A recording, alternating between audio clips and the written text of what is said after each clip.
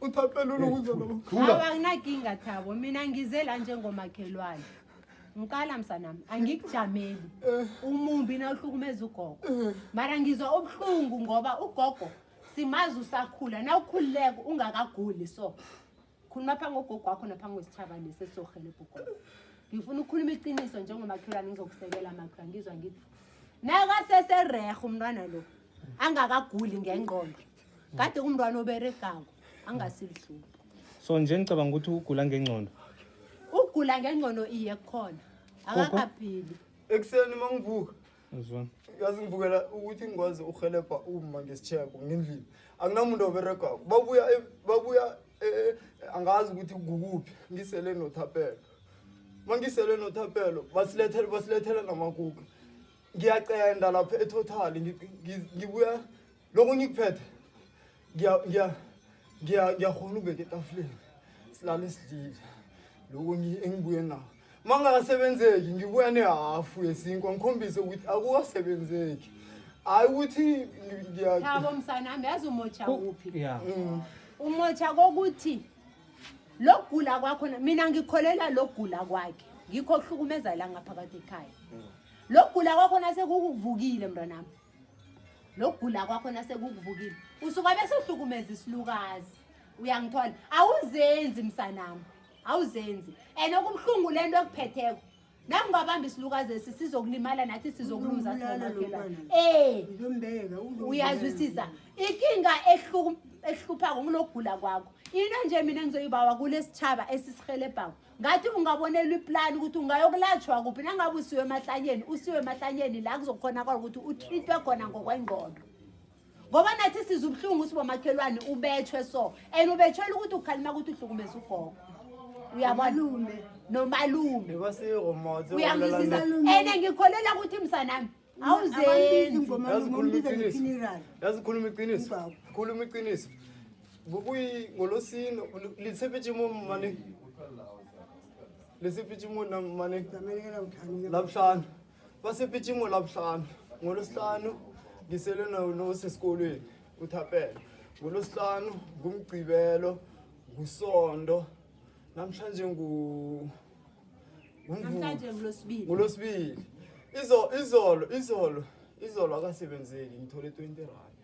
since bahambile before bengiphethe 30 rand sakwazi ukuba nesitshebo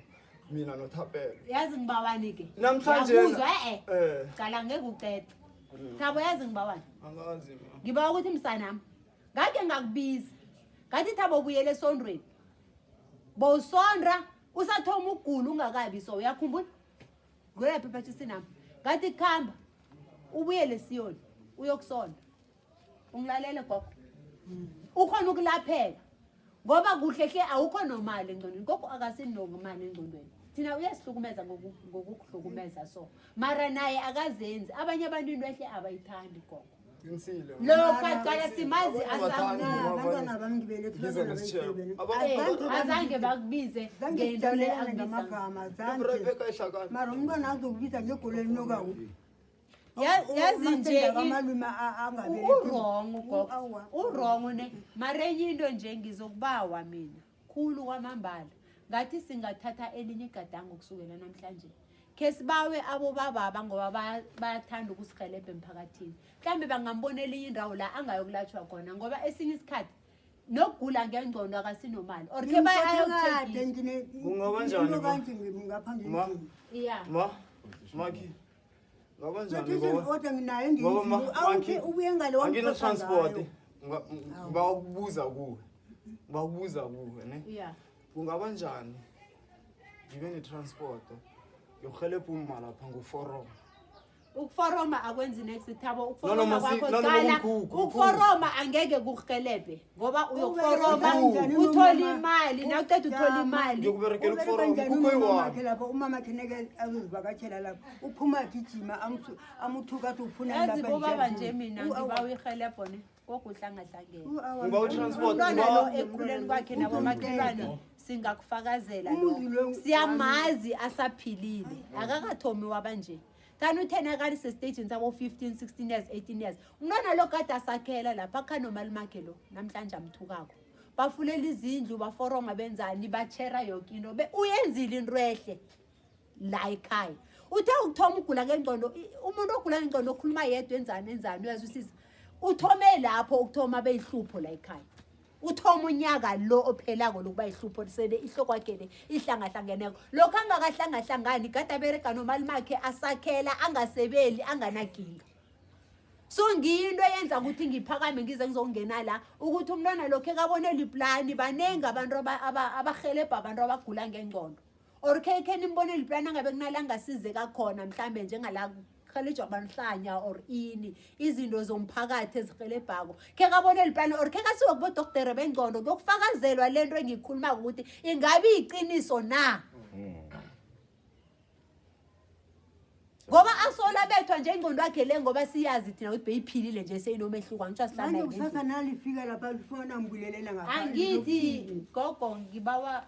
ixolo ngizwisisa into ayenza ukuthi urong angijami nayo mina bengibawa Kesizu gogo thini yeah wathini gogo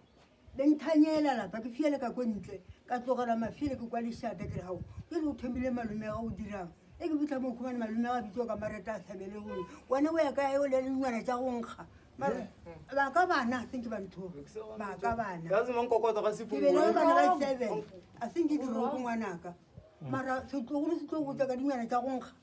thabo urong mnedi mina angithi urehe gogo angimjameli bengibawa mina ukuthi ngathi bangamthatha abasihelebha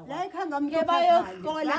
ingqondo yakhe nangizwa ngithi nimfunele helebho ukuthi ke kayohlola ingqondo yakhe lokuthi lento ayenza ngabe inormali or kunento enye seyingasekho kuhle empilweni yakhe na yena sekamthuka ugogo ekhuleni kwakhe kade akhamba nogogo esontweni beyangamthuki umntwana lesembatho esikhulu ujika unyaka opheleko lokuthoma kwakhe uhlangahlangana ingqondo so into ngirara ukuthi nje wena uthabathize nabamtshela ukuthi bazokubiza laba izinto ezimnyama la bezile bamkhuza sikhulume naye raho Thabo lo wavuma wathi no mina guys ngiyokuchange angeke ngisahlupha ugogo so maye nje ukufika kwethu sisafuna ukukhuluma naye uyadosa uyabaleka yini into ebaleka kunangahlale phasi mara uyithi wara ubachawe masikwela ulukhola ka morelo